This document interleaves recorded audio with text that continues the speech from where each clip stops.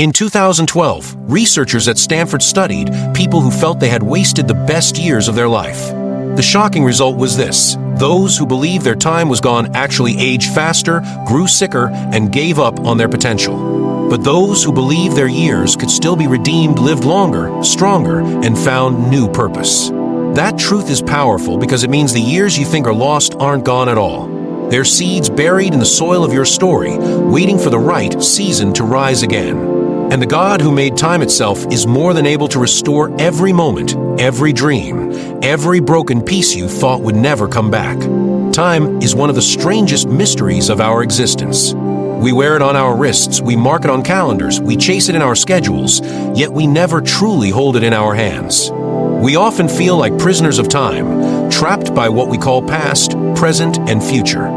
We sit with regrets of yesterday, the worries of today, and the anxieties of tomorrow, as though time itself were a master over us. But what if the real truth is the opposite, that time is not our master, but a tool in the hands of God? That He, being outside of time, can weave the broken fragments of our years into something complete and beautiful, no matter how late we feel it is.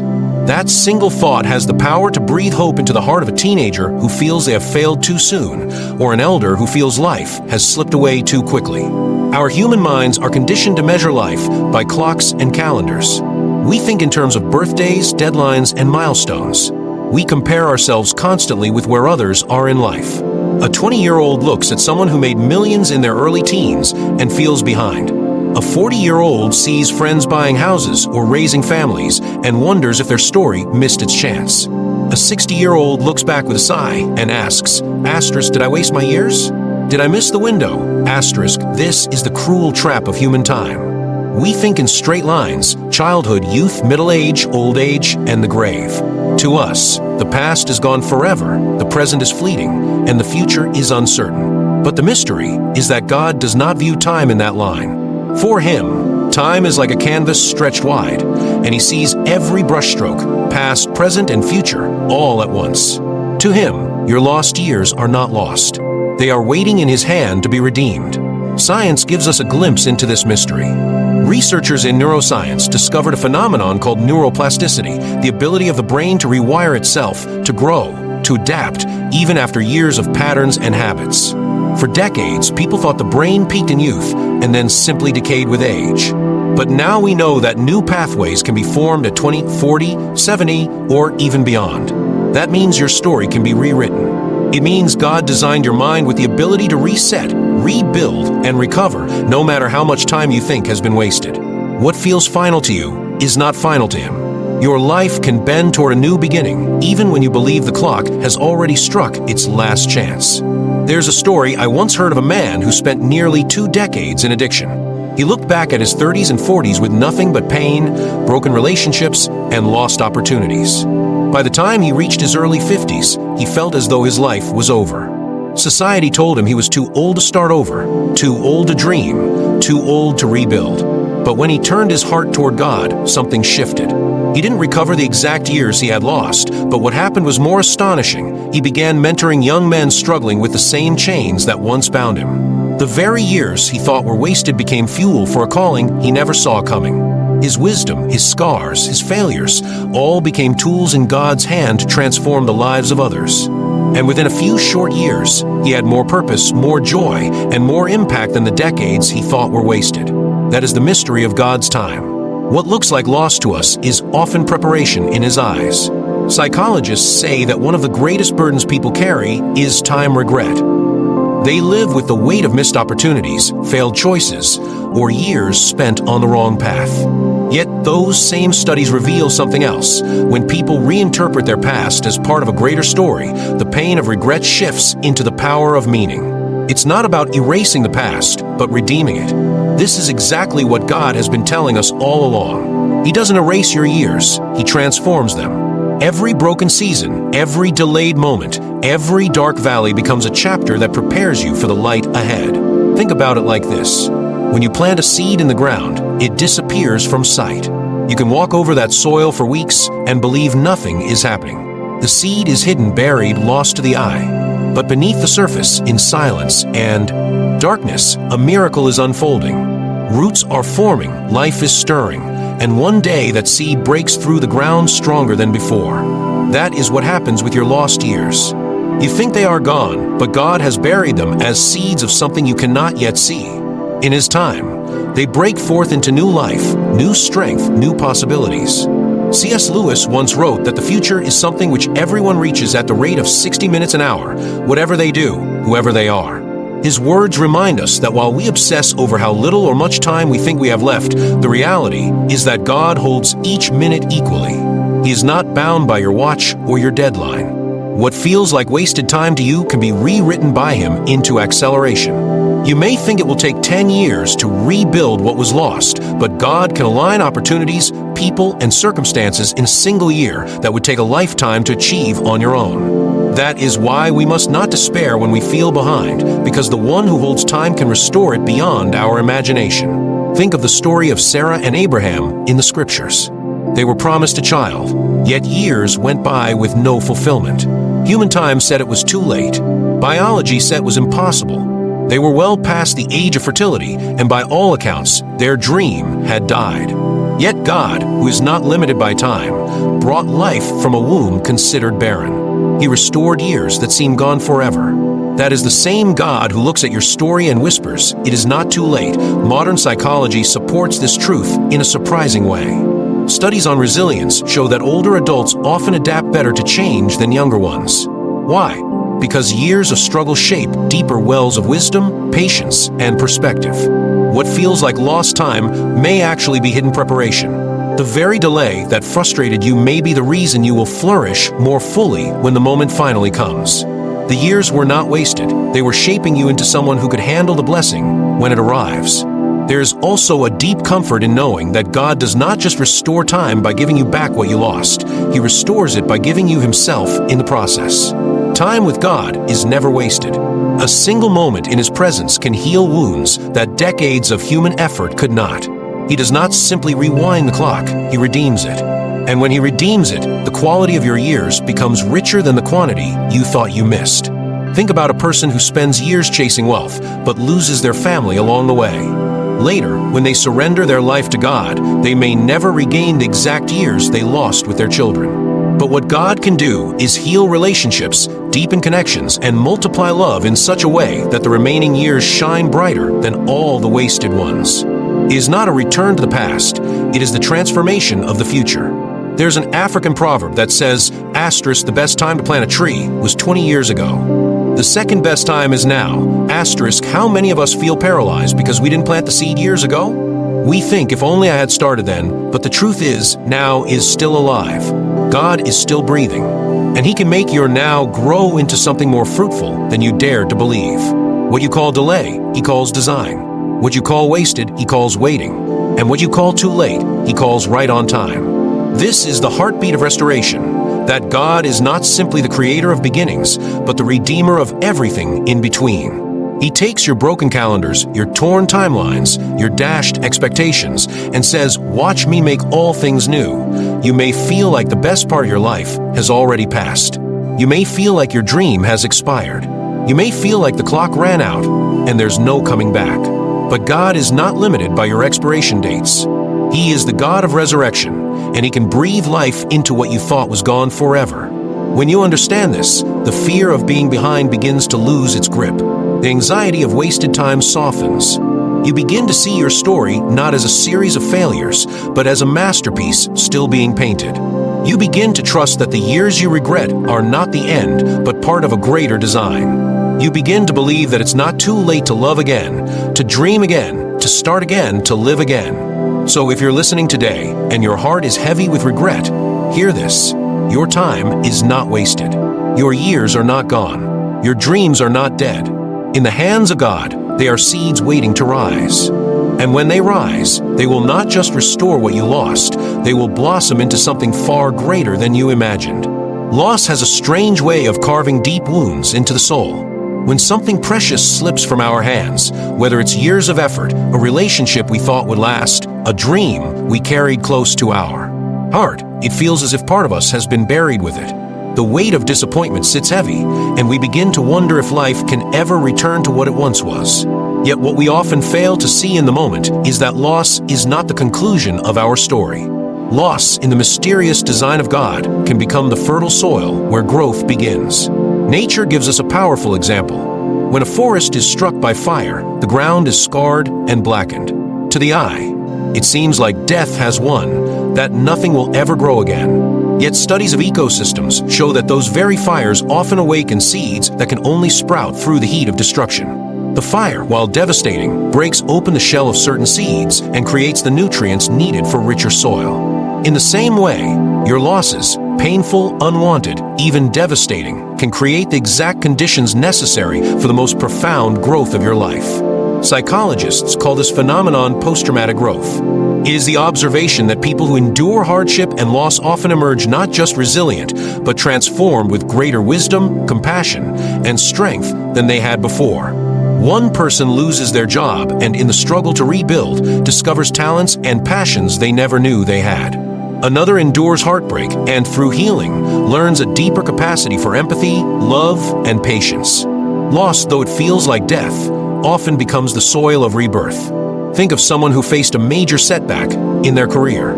They worked hard, gave their all, and suddenly everything collapsed. To the world, it looks like failure. To them, it feels like wasted years. Yet often it is in that collapse the new direction emerges. A person laid off from their corporate job may stumble into entrepreneurship, discovering gifts of leadership they never knew existed. A student who failed in one path may redirect into another, finding a purpose far deeper than the first dream. The ground of loss feels barren at first, but in time it can grow fruit richer than what once stood there. This truth is echoed in Scripture. Joseph was betrayed by his brothers, sold into slavery, and unjustly imprisoned. Every step of his life seemed marked by loss of family, freedom, reputation, and time. But those losses were not wasted. They became the soil in which God prepared him for leadership. By the time Joseph rose to power in Egypt, he was not just a ruler, he was a man shaped by pain, humility, and wisdom. When he finally met his brothers again, he declared with strength and grace, "You intended it for evil, but God intended it for good." That is the essence of loss turned into fertile soil. C.S. Lewis often pointed to suffering as a tool of transformation. He once wrote that pain is God's megaphone to rouse a deaf world. It is through loss that our illusions are stripped away. We are forced to face what really matters, to let go of false securities, to lean on the eternal rather than the temporary. Loss reminds us that our roots must be deeper than material success, shallow validation, or fleeting pleasures. In the ashes, we find the foundations of character that can weather any storm. Think about relationships. Someone may go through the heartbreak of betrayal or the collapse of a marriage. In the moment, it feels like devastation, like the best part of life has been taken away. Yet years later, many look back and see that through the tears, they became wiser, more discerning, more patient. They built stronger standards, deeper trust in God, and a renewed understanding of what real love requires. The loss was painful, but it fertilized the soil of wisdom. Science reinforces this transformation. Research shows that when people reframe loss not as permanent defeat, but as a stepping stone, their brains actually begin to rewire.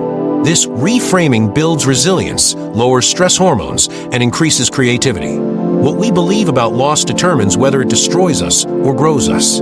The mind has the power to see tragedy as either the end or as the raw material for a new beginning. God designed the mind with that ability because He Himself is the author of redemption. Loss also teaches gratitude in a way nothing else can. When everything is easy, we often take blessings for granted.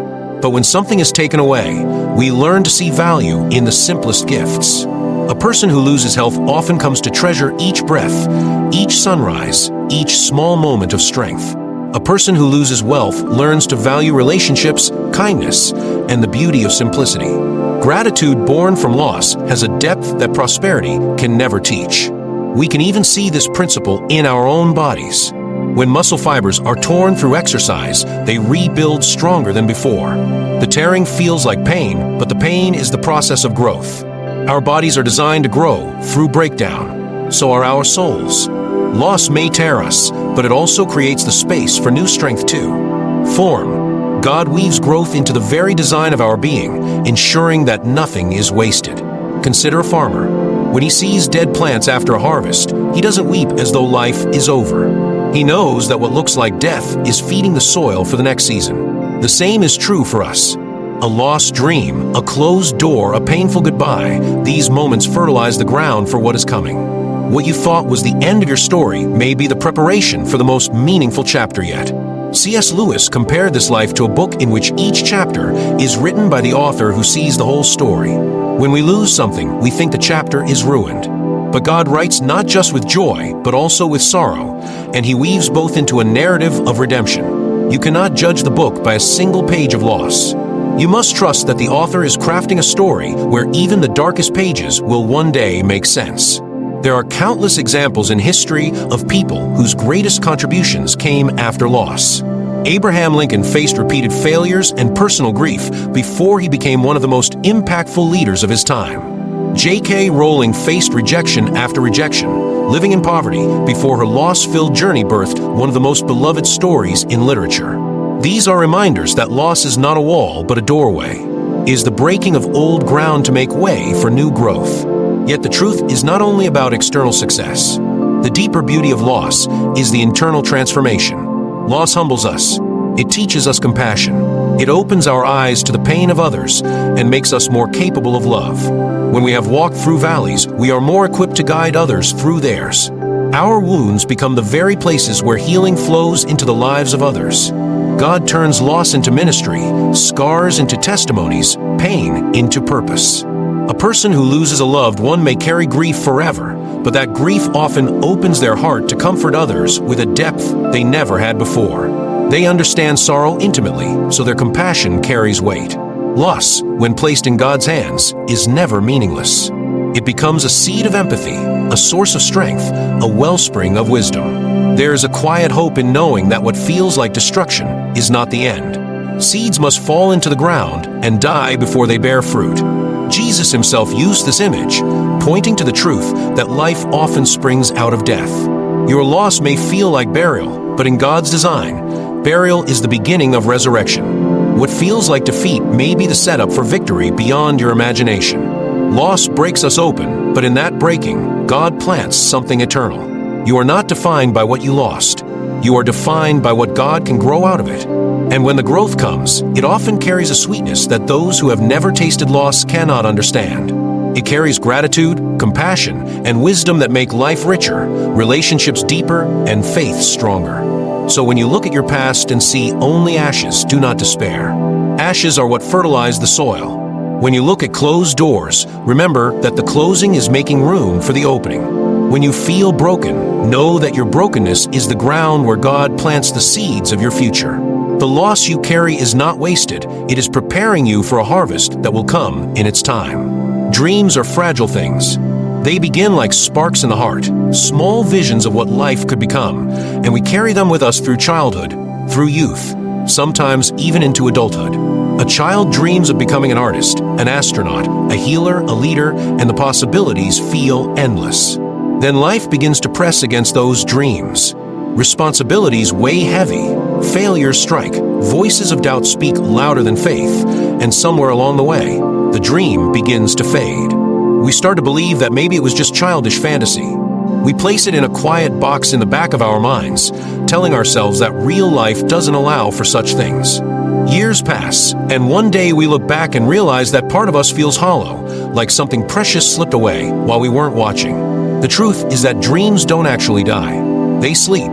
They may be buried under fear, disappointment, and delay, but they are still there, waiting for breath, waiting for courage, waiting for you to believe again. This is the mystery of restoration. Not that God invents new dreams for you, but that He awakens the ones He planted long ago. When He created you, He wired you with desires and gifts meant to unfold in this world.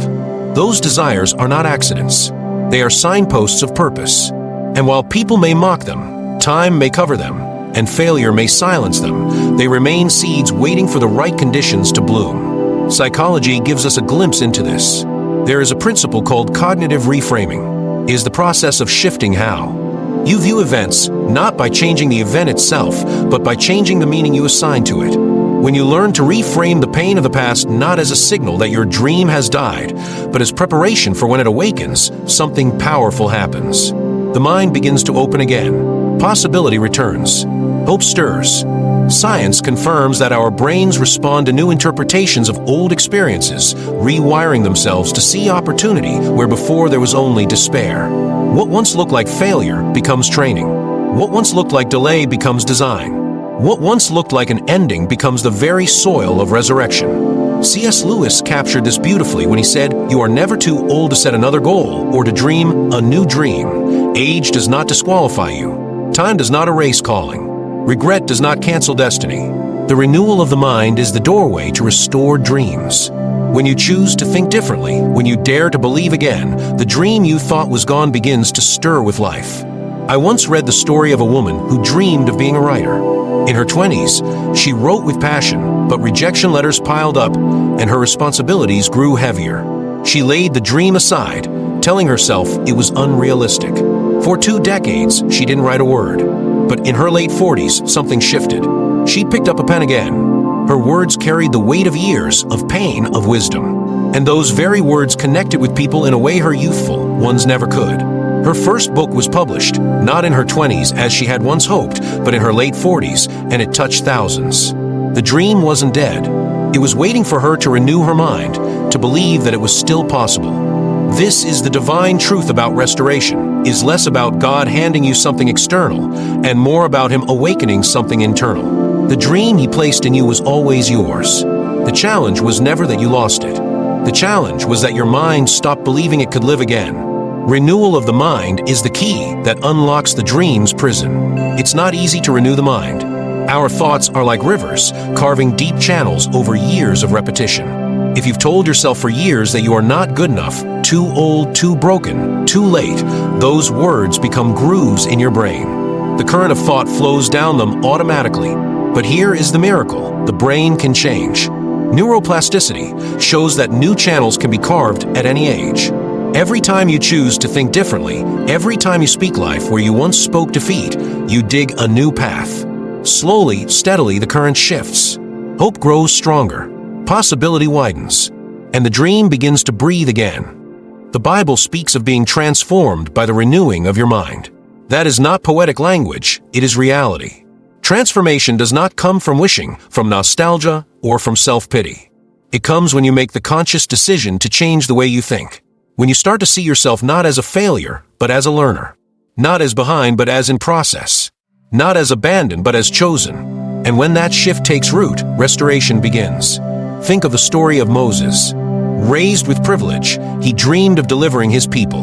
But after killing a man and fleeing into the wilderness, that dream seemed shattered. He spent 40 years as a shepherd, far removed from the corridors of power. To human eyes, the dream was dead. Yet when God appeared to him in the burning bush, the dream awakened, not the same as before, not born of pride and impulse, but refined by humility and obedience. The renewal of his mind transformed him into the leader who could carry a nation. The dream had not died. It had matured in the wilderness. For someone listening, your wilderness may feel endless. The dream you once had may seem so distant you barely recognize it anymore. You may say to yourself, "That was another lifetime, that was another me." But let me tell you, it is still you. The fire is still there. And when you dare to renew your mind, to see with eyes of faith, to speak possibility again, you will find that God has been holding that dream safe, waiting for you to awaken to it. Restoration also requires courage. Dreams do not come back to life in safe spaces. They require risk. They require stepping into the unknown with trembling steps. The mind loves comfort, loves certainty, loves the illusion of safety. But dreams demand faith, and faith begins in thought. If you tell yourself, "I cannot do it," then you never will. If you tell yourself, "It is possible," then doors begin to open that you never saw before. God meets you in the renewal of your thoughts. He partners with the courage you dare to cultivate. There's a story of an elderly man who always wanted to play the piano. For decades, he told himself it was too late, that music was for the young. But one day he decided to challenge that thought. He took lessons in his 70s. At first, his hands were stiff, his mind slow to grasp the keys. But with persistence, he learned. In his 80s, he began playing at community events, bringing joy to people who marveled not just at his music, but at his courage. His dream had been restored, not because time turned back, but because his mind turned forward. We underestimate the power of thoughts. Every great invention, every movement, every story that changed the world began as a thought. Thoughts give birth to dreams, and dreams give birth to actions. When your thoughts are trapped in fear, your dream remains trapped as well. When your thoughts open to possibility, the dream is released. Renewal of the mind is not just spiritual advice, it is practical power. C.S. Lewis spoke often about imagination, not as childish fantasy, but as a divine faculty. He believed imagination was one of the ways we glimpse eternity. To renew the mind is to awaken the imagination, to let it see what could be, not just what is. When you let your mind envision a future where your dream is alive, you begin to step toward it with courage. The imagination plants pictures in your soul that pull you forward, and with each step, you discover that restoration is not far away. It has already begun inside you. The tragedy of life is not that dreams are delayed, but that minds grow rigid and refuse to dream again. Children dream easily because their minds are fresh, unscarred by disappointment. Adults struggle because disappointment has hardened their imagination. But restoration comes when you soften again, when you let yourself hope, when you choose to see with the wonder of a child, but the wisdom of an adult. That combination, innocent wonder and seasoned wisdom, creates dreams more powerful than those of youth. So if you feel like your dream has been buried under years of silence, don't despair. Speak to it, feed it, renew your mind daily with thoughts of life, not death. Write the words you thought you could no longer write. Paint the colors you thought had faded. Speak the ideas you thought had no place. Step into the calling you thought was gone. Your dream is waiting for you, not in the past, but in the new mind you choose to create today. When people think about time, they usually see it as a straight line. One year leads into another, one season stacks upon the next, and life feels like a long march where what is lost can never be recovered. It feels like spilled water on the ground. You think it's gone forever. Yet in the realm of the divine, time does not behave the way our clocks and calendars tell us. There is something greater than minutes ticking on a watch.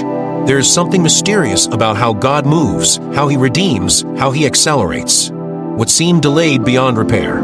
There is a force at work that can take a decade of pain and compress it into a single lesson that catapults you into a destiny you never thought possible. This is not fantasy. This is reality for those who understand that when God restores, He does not just bring you back to the place you were. He pushes you ahead, past the years you thought were lost, into a season that feels like you are running faster than the time you wasted. Think about the prophet Joel's words, "I will restore to you the years that the locust has eaten." He did not say, "I will give you back the exact same things you lost." He said, "the years." Years are bigger than objects, bigger than money, bigger than relationships. Years represent time, and time is the one thing human beings think cannot be recovered. You can get a new job, you can repair a friendship, you can rebuild your finances, but you cannot rewind a clock. And yet, God says He can restore years. That means He can compress blessings into your future that outweigh everything you thought was stolen in your past. Imagine someone who spent 15 years in addiction, thinking their life was over. Then they encounter grace, and in 5 years, they become a counselor helping hundreds break free. Did they lose years? On a calendar, yes. But in God's timing, the impact of those 5 restored years outweighed the pain of the 15 lost ones. This is the mystery of acceleration. Science has glimpses of this truth without always naming the source.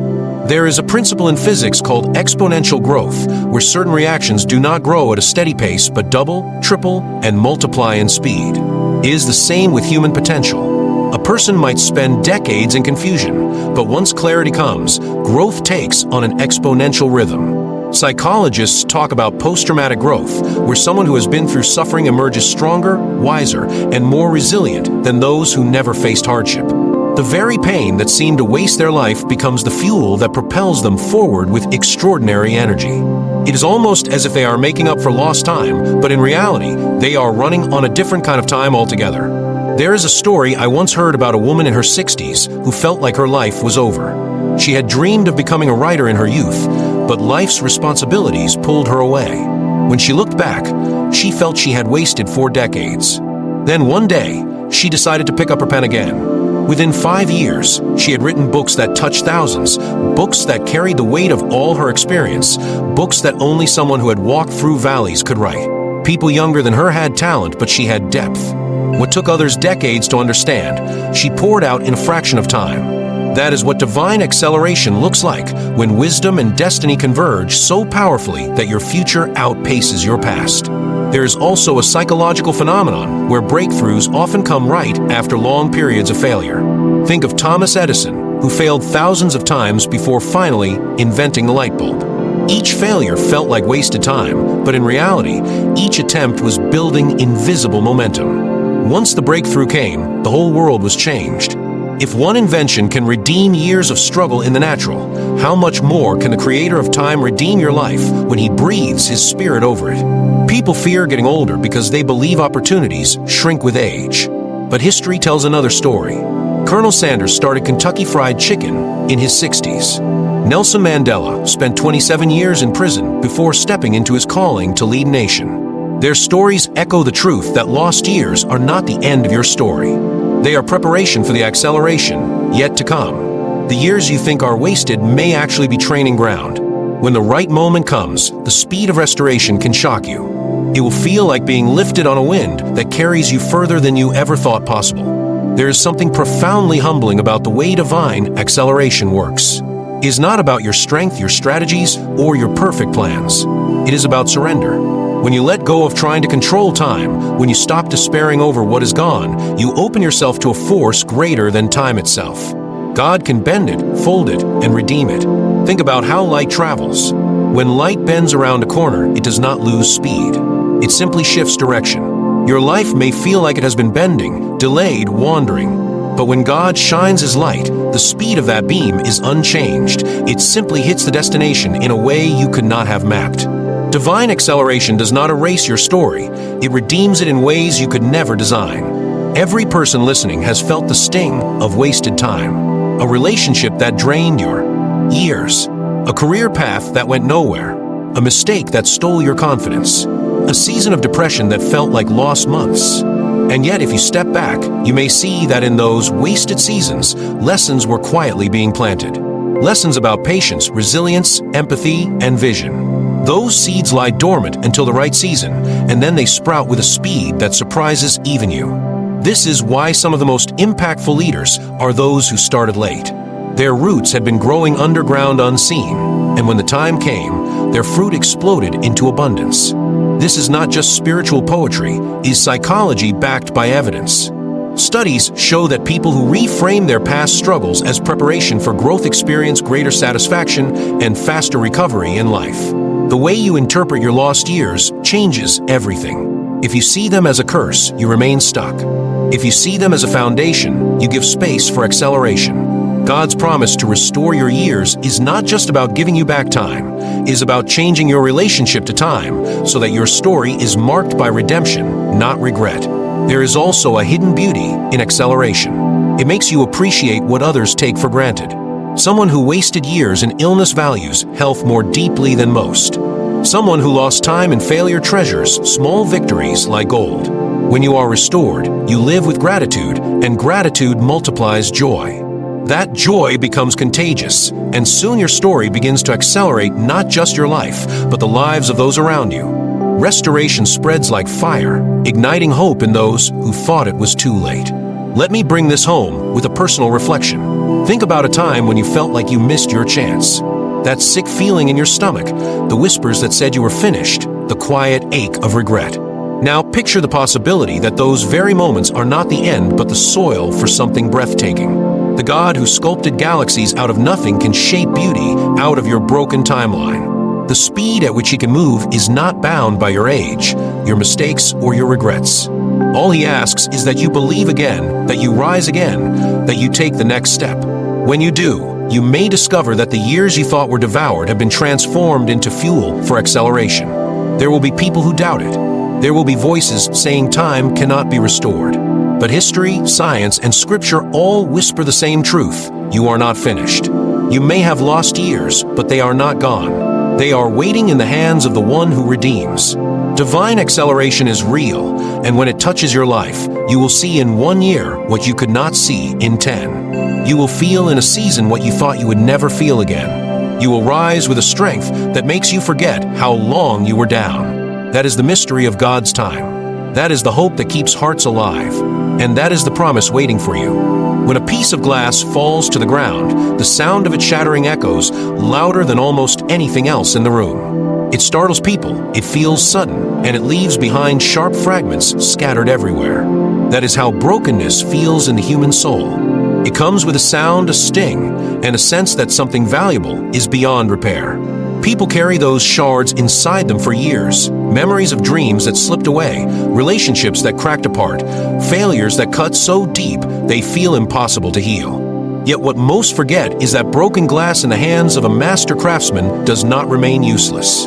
It becomes part of stained glass, arranged into a pattern that reflects light more beautifully than the original ever could. What looks shattered becomes the very material through which light pours in colors too stunning to describe. When God looks at your broken pieces, He does not see waste.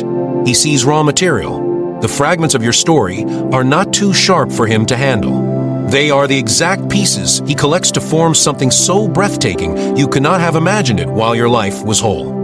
Our culture teaches us to hide the cracks, to mask the pain, to pretend the jagged edges are not there. But Scripture whispers a different truth. My strength is made perfect in weakness. That means the parts of you that feel the most ruined are the exact spaces where His brilliance can shine through. And not just in theory, but in ways that turn your pain into hope for someone else. Think about the Japanese art of kintsugi, where broken pottery is repaired with gold. Instead of hiding the cracks, they are highlighted, filled with beauty, transformed into something stronger than before. The scars are not erased, they are celebrated. Each golden line tells a story of survival, of redemption, of transformation. That bowl is worth more after the break than it was before. The same principle exists in your life. The cracks, the heartbreak, the disappointments, the nights you thought you couldn't breathe anymore. All of that is the material God uses to craft a masterpiece that speaks louder than perfection ever could. There are people who believe their story is too broken for restoration. They look at the lost marriage, the years of addiction, the mistakes they wish they could erase, and they convince themselves nothing good can come of it. But think of how a painter approaches a canvas. He does not just use bright colors. He uses shadows, dark strokes, and contrasts. Without them, the painting is flat and lifeless. Your brokenness is the shadow that gives depth to the beauty God is painting. Without it, your story will be shallow. With it, your story has power, depth, and the ability to move hearts. Psychology supports this in profound ways. Viktor Frankl, a psychiatrist and Holocaust survivor, discovered that those who found meaning in their suffering were able to endure pain that would have crushed others. He called this logotherapy, the pursuit of meaning, as the ultimate human drive. Pain without meaning destroys, but pain with meaning transforms. When you begin to see your wounds not as evidence of failure, but as pathways to purpose, they stop being chains and become wings. They no longer trap you, they lift you. And the meaning is not found in the pain itself, but in what God can bring from it. Think of someone who grew up in a broken home. For years, they may feel cheated, ashamed, or worthless because of what they endured. Yet when healing comes, their very pain gives them empathy others cannot fake. They can walk into a room with children struggling through the same thing and offer a voice that understands. Their wound becomes their authority. Their scar becomes their signature. Without the brokenness, their words would just be theory. With the brokenness, their words carry weight, life, and truth. That is what it means when brokenness becomes the canvas for God's masterpiece. Science even tells us that broken bones, once healed, become stronger at the site of the fracture than they were before. The scar tissue binds tighter. The body responds to the injury by reinforcing the very place that was hurt. What if the same principle is true for your soul? What if the very area of your life that feels the weakest is destined to be the place where your greatest strength emerges? Think about the heartbreak that once shattered you. Think about the failure that humiliated you. Think about the regret that has whispered in your mind for years. What if those wounds are not the end of your story, but the very chapters that will hold the most power when others read your life? Brokenness also does something to the heart that success never can. It humbles. It softens. It strips away arrogance and leaves you raw, tender, and open. It teaches compassion. It makes you gentle with others. It makes you see people as human instead of competition. Some of the kindest souls you will ever meet are people who have been broken deeply. They carry a quiet strength that cannot be faked. They smile differently. They listen differently. They forgive more easily because they know the weight of needing forgiveness themselves. This is why brokenness is not something to despise. It is something to recognize as fertile ground for greatness. C.S. Lewis once wrote, "Hardships often prepare ordinary people for an extraordinary destiny."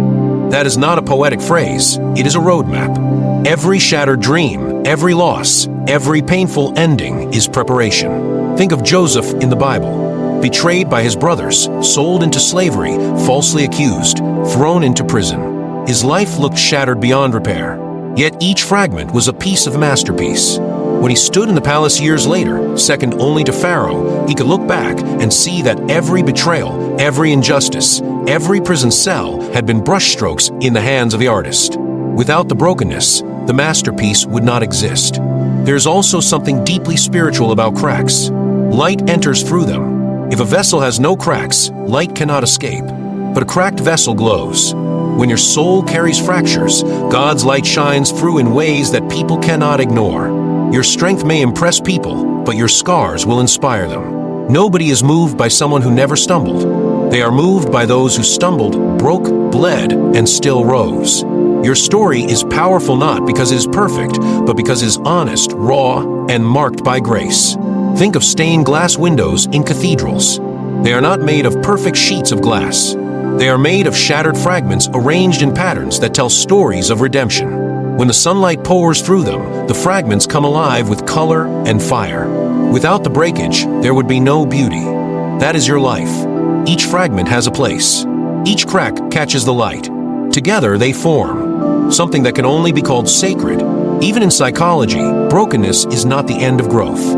There is a concept called post-traumatic growth, where individuals who go through intense suffering emerge with a deeper appreciation of life, stronger relationships, and greater resilience. They become more spiritual, more compassionate, and more driven by purpose. The pain becomes a springboard. The suffering becomes soil. What was once thought to be the end becomes the very beginning of something breathtaking. When you start to see your brokenness in this way, shame begins to lose its grip. Instead of hiding your scars, you start to share them. Instead of pretending you were never shattered, you show the cracks and point to the artist who made them shine. Your story stops being about your failures and starts being about his faithfulness. And in doing so, you become a walking stained glass window, ordinary fragments arranged into something extraordinary. This truth is not meant to make pain pretty. Brokenness hurts. Loss is real. The cuts of betrayal bleed. But even in the rawness of it, there is hope. There is a promise that nothing is wasted, not even the tears. Every tear shed waters the soil of a future harvest. Every crack in the glass becomes part of the masterpiece. Every scar whispers, "I survived," and that survival speaks louder than perfection ever could. So if you feel shattered today, if you look at your life and see nothing but fragments, know this: you are not beyond repair. You are in the middle of being remade. The pieces of your past are not wasted. They are being gathered, arranged, and transformed into something you cannot yet see. One day, when the light shines through, you will understand why it had to break first. You will see that the beauty was never in avoiding brokenness, but in becoming something more magnificent because of it. That is the mystery of grace. That is the masterpiece waiting inside your cracks. There comes a moment in every person's life where they stand at the edge of two worlds. Behind them is everything they have lost: missed opportunities, broken relationships, wasted time, years they thought would never come back. In front of them is a future waiting to be written, a door half open, a horizon stretching wider than the eye can see. The tragedy for many is not that their past was painful, but that they choose to keep staring at it while the door in front of them stands open. The call of restoration is not just about believing God can heal what is broken. It is about taking the step into what is new. It is about walking boldly, even when fear tries to chain your feet to the ground. Fear is powerful because it disguises itself as wisdom. It tells you not to risk again, not to love again, not to dream again, because the last time you did, you were hurt. It whispers that it is safer to stay small, to stay quiet, to stay hidden in the shadows of your own hesitation. Yet fear is nothing more than a thief dressed as a protector. If you listen to it long enough, it robs you not only of joy, but of years. Fear wastes more lives than failure ever could. The moment you decide to rise, the moment you decide to put one foot in front of the other, fear begins to lose its grip. That step may feel small, but in the eyes of heaven, it is monumental. Walking into your restored future requires courage, and courage is not the absence of fear. Courage is fear with shoes on, is standing at the door of a new life with trembling hands, but choosing to push it open anyway. Think of a child learning to walk. They fall, stumble, wobble, and crash, but each attempt builds strength. No parent looks at a toddler and says, "You failed." They cheer, they clap, they encourage, because they see the falls are part of learning. Your future works the same way. Every stumble you take while walking toward restoration is not proof you cannot do it, is proof you are on the way. There is something powerful about the word bold. Boldness is not recklessness. Boldness is clarity, conviction, and action rolled into one. Boldness is a choice to believe that what is ahead of you is worth more than what is behind you. Boldness is the refusal to let your past dictate your steps. Boldness is faith with a backbone. When you begin to walk boldly, people notice. They may not understand it at first. Some will question why you are changing directions, why you are chasing new dreams, why you are refusing to stay in the place you once were. But boldness does not ask for permission from those who are comfortable with their own fear. Boldness moves because boldness knows that time is precious and restoration waits for no one. Think about science for a moment. Studies show it takes about 66 days to form a new habit. That means if you choose to step into a new rhythm today, in 2 months your brain will actually rewire itself to live differently. Boldness is not about doing everything at once. Boldness is about starting and then staying consistent until the momentum carries you further than you thought possible. A person who walks 10 minutes every day is more likely to regain health than someone who dreams of running marathons but never leaves the couch. A person who writes a paragraph every morning will one day finish a book, while someone who waits for inspiration may never write a page. Boldness thrives in the small daily steps that build into a life-altering future. History is filled with stories of people who stepped into their restored future against all odds. Abraham Lincoln faced repeated failures, depression, and political defeats before becoming one of the most transformative leaders in American history. His past screamed defeat, yet his future carried destiny. Harriet Tubman, once enslaved, walked boldly into freedom and then returned again and again to lead others to the same. She could have chosen safety, but she chose courage, and her boldness became a lifeline for many. These stories remind us that the door to restoration is often guarded by fear, and only those willing to walk through it boldly will see what lies beyond. There is also a spiritual dimension to boldness. Faith is not just belief in your mind, it is trust that moves your feet. When the Israelites stood at the Red Sea with Pharaoh's army behind them, their past was filled with slavery, their present was filled with fear, and their future was uncertain. The waters parted, but they still had to walk forward. The miracle happened, but the miracle required movement. Restoration is the same. God can part the sea of your fear. He can open doors you never thought possible. He can restore years you thought were wasted, but you must walk. Boldness is the step that activates the promise. There is something tragic about people who stop short of their restoration. They feel a flicker of hope, they see glimpses of what could be, but they never move. They let regret keep them sitting in ashes when beauty waits just one step away. They let self-doubt convince them they are not worthy of a second chance. They let the voices of others dictate the boundaries of their own lives. Yet those boundaries are illusions. The only true limits on your restored future are the ones you accept. Boldness is the refusal to accept them. Boldness says, if God says it can be done, I will walk as if it is already mine. Your restored future will not arrive wrapped in perfection. It will arrive in opportunities that require you to act. It will arrive in relationships that ask you to trust again. It will arrive in moments that stretch you beyond your comfort zone. Boldness is what allows you to recognize those opportunities and seize them before they slip away. Boldness keeps you from standing still while the current of life moves forward without you. Boldness teaches you that you do not have to feel ready to begin. You only have to begin to become ready. There is a hidden danger in waiting until you feel prepared. Waiting can become an excuse that disguises itself as wisdom. People wait until they have more money, more education, more confidence, more clarity. Yet those things often only arrive after you start walking. A person who waits for confidence before speaking will remain silent forever. A person who waits for courage before moving will stay stuck where they are. Confidence is built in the action. Courage is discovered in the step. Boldness unlocks them both. Think of the seasons of nature. Spring does not wait for every seed to feel ready before blooming. It arrives and the earth responds. Your life has seasons too, and when the season of restoration comes, the worst mistake you can make is to stay buried. The call is to rise, to bloom, to walk boldly into the sunlight, even if you still feel the frost of winter on your skin. Restoration does not ask if you are comfortable. It asks if you are willing. When you begin to walk into your restored future, something shifts inside you. Fear loses its voice. Doubt begins to fade. Regret starts to shrink. You realize that the prison you lived in was never locked. It was only waiting for you to walk out. And once you taste that freedom, you never want to go back. Walking boldly is addictive because it awakens parts of you that have been asleep for years.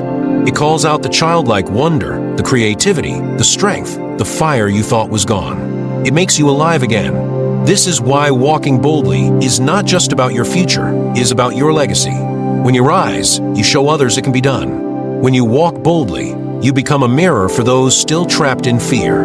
Your courage becomes contagious. Your restoration becomes a beacon. There are people waiting on the other side of your boldness, people who will only find healing because you chose to walk into yours. Boldness is never just for you. It ripples through families, communities, generations.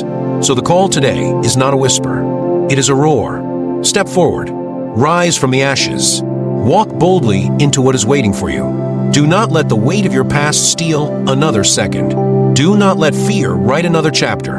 Do not let regret dictate your next move. You are standing at the edge of something greater than you can imagine, and the only thing between you and that future is your willingness to walk. Your years are not lost. Your dreams are not dead. They are waiting in the hands of the one who restores. The question is not whether restoration is possible. The question is whether you will answer the call. Will you take the step? Will you walk boldly into the future that is calling your name? Because once you do, everything changes. There comes a moment when silence in your heart breaks into a thunder of realization, and you suddenly see that the years you thought were wasted were never wasted at all. They were waiting, hidden like treasure under the dirt, waiting for the right moment to shine. Time may have slipped from your hands, dreams may have shattered on the ground, but the author of your story never closed the book. Every breath you take is proof that your future has not been canceled. The pain you endured, the losses that made you weep, the broken pieces you try to sweep under the rug, they are not the end of you. They are the raw materials for a future greater than you dare to picture. There is both fear and beauty in this truth. Fear, because it means you are accountable for what you do with the time you have left. Beauty, because it means no matter how far gone you feel, restoration is possible. The years that slipped away in regret can be redeemed in ways so fast, so deep, so surprising that you will wonder why you ever doubted. The doors that seem shut forever can swing open in a season when you least expect them. The dream you buried because it hurt too much to hope again can suddenly return, stronger, brighter, and clothed in wisdom it never had before. Think of the person you will become if you choose to rise today. Think of the relationships that could heal, the opportunities that could unfold, the strength that could return to your spirit. You are not standing at the end, you are standing at the threshold. The fears that whisper it is too late are lies designed to chain you to despair. The truth is that your greatest days are not behind you, they are before you. The God who restores does not simply rewind time, He multiplies it. He takes the fragments and crafts a masterpiece so breathtaking that it will silence your doubts. So step boldly. Carry the scars not as shame, but as proof of survival. Lift your head high and remember this: your story is not over. Your dreams are not dead. The years you thought were gone are about to be returned with interest. And when that happens, your life will not just be restored, it will be renewed, transformed, and crowned with glory you never saw coming.